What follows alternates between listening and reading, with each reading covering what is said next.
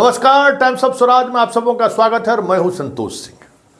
और आज हम टाइम्स ऑफ स्वराज में बात कर रहे हैं कि इस प्रदेश के इतिहास में, या यूं कहें कि इस देश के इतिहास में हमें लगता है कि पहली ऐसी घटना होगी जब बीपीएससी का चेयरमैन का पद रिक्त हो, कार्यकारी चेयरमैन काम कर रहे हो, सेक्रेटरी इसी महीने की 30 तारीख को रिटायर हो रहे हो और उनके भरोसे इतनी बड़ी परीक्षा का आयोजन किया गया।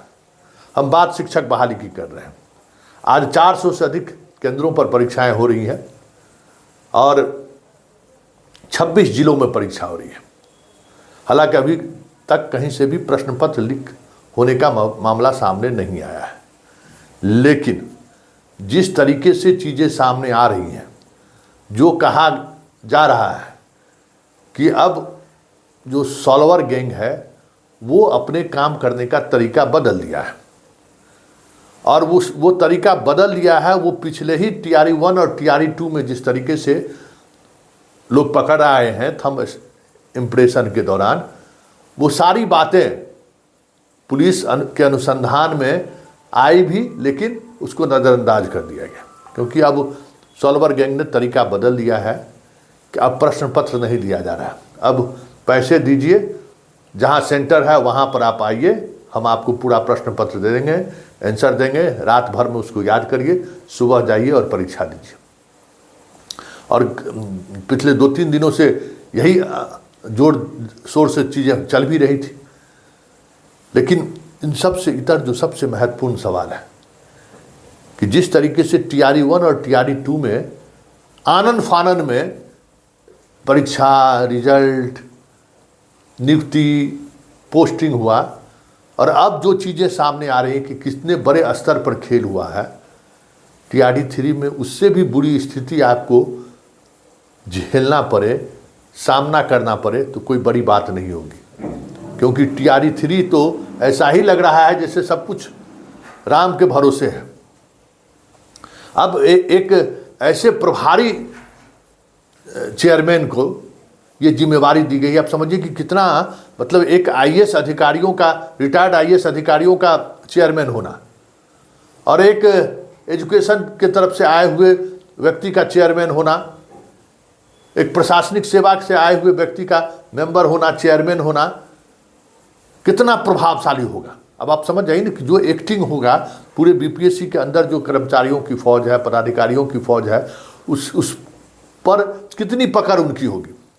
क्योंकि कोई परीक्षा वो कंडक्ट इस तरीके से किया, मेंबर कोई परीक्षा कंडक्ट थोड़ी कर रहा है, किया है अभी तक, वो तो इंटरव्यू के समय शामिल होते रहते हैं। हाँ, परीक्षा नियंत्रक हैं, लेकिन सेक्रेटरी भी तो इसी महीने रिटायर हो रहे हैं। इसलिए इस परीक्षा को लेकर आने वाले समय में बड़ी बड़ी बातें सामने आने लगे तो हैरान होने वाली बात नहीं होगी, क्योंकि सब कुछ राम के भरोसे है।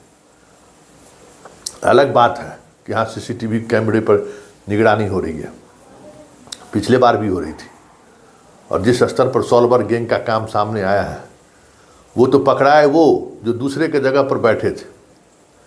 बहुत सारे लोग तो ऐसे थे जिनको रटवा कर भेजा गया था अंदर। एक परिवार के 5-5 लोग शिक्षक बने हैं।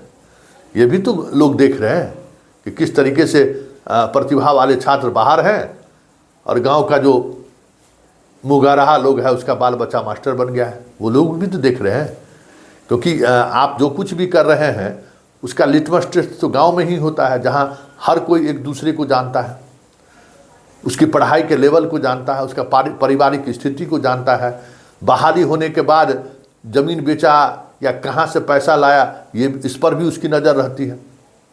तो ये सारा कुछ चल रहा है, और इन सब तमाम चीज़ों के बीच इस तरीके से परीक्षा आनन फानन में फिर से आयोजित करना, तो इसको क्या आप कहेंगे?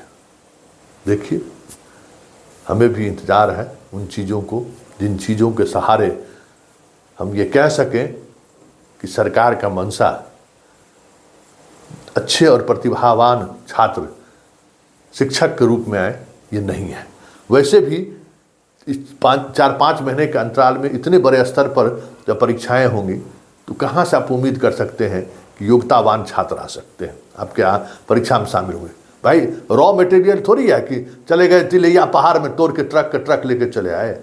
भाई ये तो पढ़ाई का एक प्रोसेस है, उस प्रोसेस में चीज़ें सामने आती रहती हैं।